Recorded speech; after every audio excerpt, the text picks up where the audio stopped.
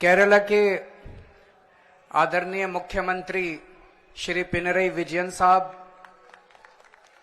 पंजाब के लोकप्रिय मुख्यमंत्री श्री भगवंत मान साहब, मंच पे मौजूद कई राज्यों के और कई पार्टियों के आज यहां पे आए हुए सभी नेतागण और मंत्रीगण और यहां पे आए हुए सभी भाइयों बहनों, आप सब लोगों को मेरा नमस्कार, सबको मेरा प्रणाम।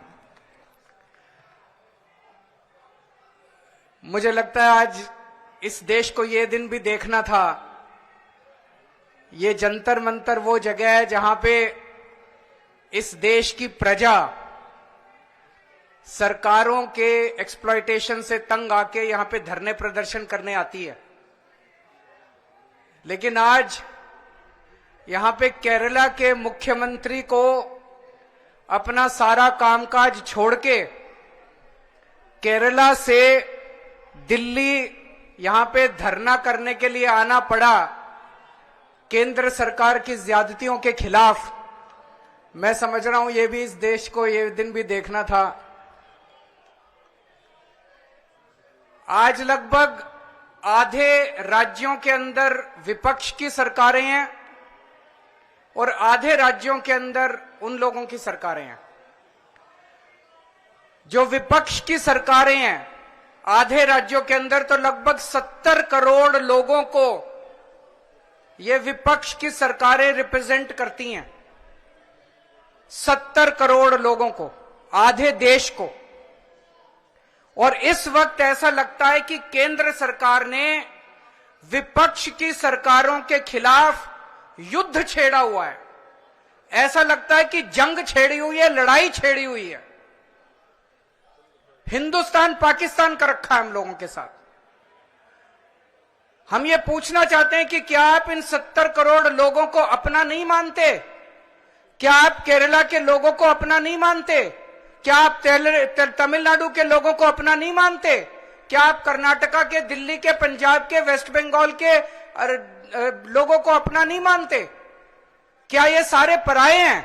क्या ये भारत के नागरिक नहीं हैं? यहां के 70 करोड़ लोगों ने विपक्ष के लोगों को चुन के सरकार बनाई। संविधान के अंदर लिखा है कि इन सरकारों की क्या पावर है। शिक्षा की पावर राज्य सरकारों की, स्वास्थ्य की पावर राज्य सरकारों के, संविधान के अंदर लिखा है कि क्या क्या पावर है। आप हमें अपना काम ही नहीं करने देते। सारी विपक्ष की सरकारों को तरह तरह से प्रताड़ित करने के लिए आज केंद्र सरकार सारे हथकंडे अपना रही है। मोटे मोटे तौर पे देखें तो 3 तरह से केंद्र सरकार विपक्ष की सरकारों को तंग कर रही है। सबसे पहला, केंद्र सरकार जायज फंड, जो हक है राज्यों का, वो फंड नहीं दे रही है। दूसरा तरीका, गवर्नर्स के और लेफ्टिनेंट गवर्नर के जरिए रोज काम में टांग अड़ाती है, हर काम में टांग अड़ाती है। और तीसरा तरीका, एजेंसीज को छोड़ के जिसको मर्जी पकड़ के जेल में डाले जा रहे हैं, जिसको मर्जी पकड़ के जेल में डाले जा रहे हैं। सबसे पहले मैं पहले तरीके पे आता हूं। यहां पे पिनरई विजयन साहब बैठे हैं, पंजाब के मुख्यमंत्री बैठे हैं, मैं दिल्ली का मुख्यमंत्री हूं और कई सारे राज्यों के मंत्रीगण आए हुए हैं।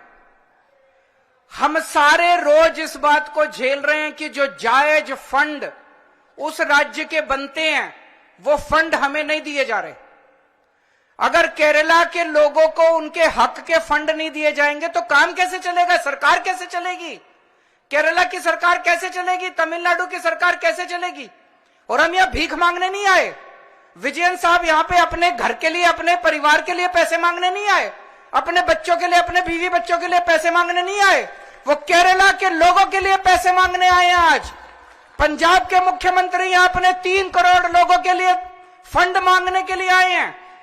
मैं दिल्ली का मुख्यमंत्री अपने दिल्ली के 2 करोड़ लोगों का हक मांगने के लिए आया हूं। संविधान में लिखा है कि कितना पैसा किस सरकार को मिलेगा। ये वाला टैक्स आएगा, मैं इनकम टैक्स में था, ये थोड़ा सा ज्यादा जानता हूं इसको, तो कितना फंड कौन सी सरकार कितना फंड इस्तेमाल करेगी, कैसे इस्तेमाल करेगी, फाइनेंस कमीशन होगा, फाइनेंस कमीशन तय करेगा, ये पैसा केंद्र के पास जाएगा, ये पैसा राज्य सरकार। अरे जो हमारा हक है, हमारा नहीं, लोगों का हक है, केरला के लोगों का हक है, तमिलनाडु के लोगों का हक है, वेस्ट बंगाल के, पंजाब के, दिल्ली के लोगों का हक है, वो हक आप कैसे छीन सकते हैं लोगों का? आप उनका काम कैसे रोक सकते हैं? अगर आप हमारे लोगों के पैसे नहीं देंगे तो हम सड़कें कैसे बनाएंगे, बिजली कैसे देंगे, लोगों का विकास कैसे करेंगे? मैं भी एक दो बैनर देख रहा था, उसमें लिखा था कि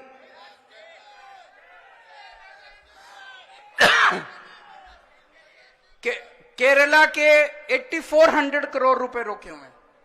और मान साहब से मैं थोड़े दिन पहले बात कर रहा था, पंजाब के भी 8000 करोड़ से ज्यादा फंड रोके हुए हैं। अब एक एक फंड, अभी पंजाब सरकार थोड़े दिन पहले सुप्रीम कोर्ट में गई कि हमारा पैसा रिलीज नहीं कर रहे, आरडीएफ का पैसा, आरडीएफ लगभग 4-5 हजार करोड़ बनता है, 5500 करोड़ रुपया आरडीएफ का, रूरल डेवलपमेंट फंड का पैसा इस्तेमाल रिलीज नहीं कर रहे।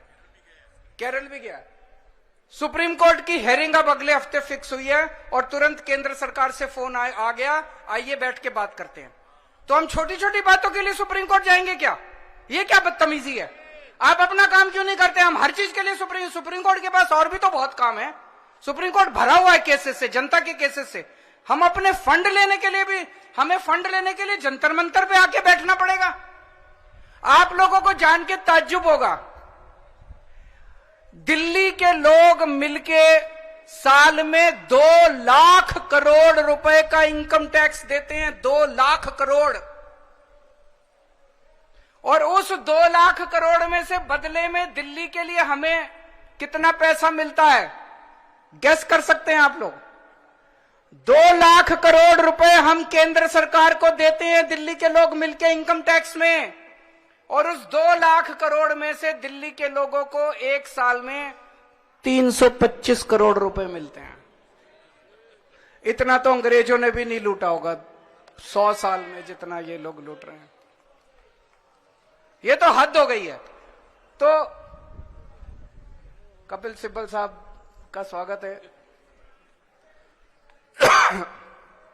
दूसरी चीज, गवर्नर्स और लेफ्टिनेंट गवर्नर्स के जरिए ये जिस तरह से सरकारों को तंग कर रहे हैं, संविधान के अंदर साफ साफ लिखा है कि ये हमारे सब्जेक्ट्स हैं। उन सब्जेक्ट्स के अंदर भी रोज गवर्नर हर राज्य के अंदर टांग अड़ा रहे हैं। सबसे इंटरेस्टिंग तो अभी पंजाब के अंदर हुआ।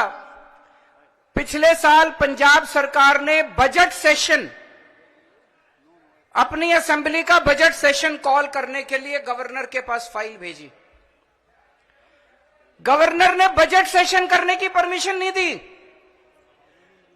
सोचिए, एक चुनी हुई सरकार, फुल स्टेट, उसका मुख्यमंत्री, उसकी कैबिनेट प्रस्ताव पारित करके कहती है कि हम फलानी तारीख से बजट सेशन बुलाएंगे और उसमें राज्य का अगले साल का बजट पास करेंगे। गवर्नर ने बजट सेशन की भी परमिशन नहीं दी। अल्टीमेटली सुप्रीम कोर्ट जाना पड़ा। सुप्रीम कोर्ट ने गवर्नर को खूब लताड़ा। लेकिन प्रॉब्लम यह है कि इनको लताड़ का, गाली गलौज का, इनको सुप्रीम कोर्ट रोज लताड़ता है इन लोगों को, इनको कोई फर्क ही नहीं पड़ता। तो इस तरह से दिल्ली के अंदर तो आप सब लोग देख ही रहे हैं कि हर काम के अंदर किस तरह से लेफ्टिनेंट गवर्नर हर काम के अंदर, छोटे से छोटे काम के अंदर टांग अड़ा रहे हैं।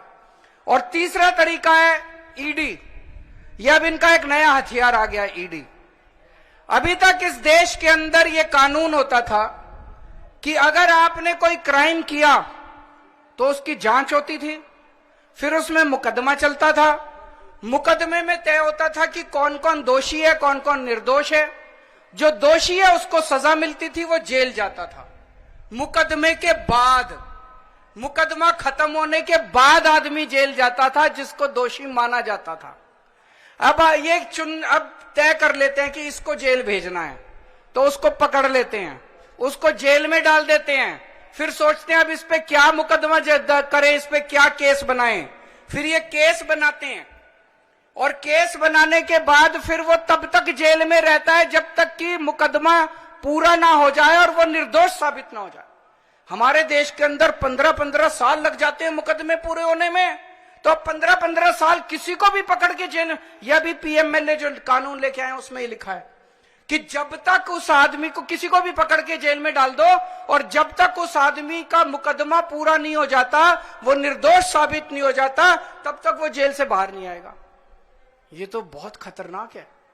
अभी हेमंत सोरेन साहब को इन्होंने जेल में डाल दिया, अभी तक उनके ऊपर कुछ भी साबित नहीं हुआ है, अभी उनके ऊपर मुकदमा नहीं चला है, अभी मुकदमा शुरू भी नहीं हुआ है, अभी जांच चल रही है। लेकिन अगर मुकदमे को 15 साल लगे तो हेमंत सोरेन साहब 15 साल जेल में रहेंगे। और ये तो किसी को भी कर दें, कल मुझे पकड़ के जेल में डाल देंगे, विजयन साहब को पकड़ के जेल में डाल देंगे, स्टालिन साहब को पकड़ के जेल में डाल देंगे, सीतारमैया साहब को पकड़ के जेल में डाल देंगे, सुखविंदर जी को, किसी भी को भी पकड़ के जेल में डाल देंगे और सरकार गिरा देंगे। हेमंत सोरेन साहब को जेल में डाला, उसके बाद 48 घंटे तक ये लोग तोड़ने की कोशिश करते रहे, जेएमएम को तोड़ देते हैं। ये तो भगवान का भला और जेएमएम वालों का महान है, जेएमएम वाले जो टूटे नहीं इनके सामने। तो ये अब ये किसी भी को भी पकड़ के जेल में डाल देंगे, उसकी सरकार तोड़ देंगे और फिर अपनी सरकार बना लेंगे। ये क्या चल रहा है इस देश के अंदर? कह रहे हैं केजरीवाल भ्रष्ट है। मैं पूछना चाहता हूं, मैंने दिल्ली में बिजली सस्ती, बिजली फ्री कर दी दिल्ली के अंदर, मध्य प्रदेश में, गुजरात में, उत्तर प्रदेश में सबसे महंगी बिजली मिल रही है देश में। तो बिजली फ्री करने वाला चोर है कि बिजली महंगी करने वाला चोर है? दिल्ली में मैंने सबका इलाज मुफ्त कर दिया, चाहे गरीब हो चाहे अमीर हो, सरकारी अस्पताल में चले जाओ, सबका दवा दारू सब फ्री। मध्य प्रदेश में, गुजरात में, उत्तर प्रदेश में चले जाओ, इतना महंगा इलाज, सरकारी अस्पतालों का बेड़ा गर्क कर दिया इन लोगों को। मैं पूछ रहा हूं, लोगों का इलाज फ्री करने वाला चोर है कि लोगों का इलाज महंगा करने वाला चोर है? किसी को भी पकड़ के चोर चोर चोर चोर चिल्लाना चालू कर देते हैं लोग। तो दोस्तों, देश का बहुत बुरा हाल है।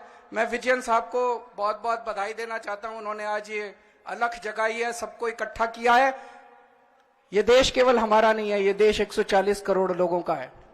और आज मैं बीजेपी वालों को कहना भी चाहता हूं, समय का चक्र घूमता है, समय बड़ा बलवान है, अहंकार मत करो।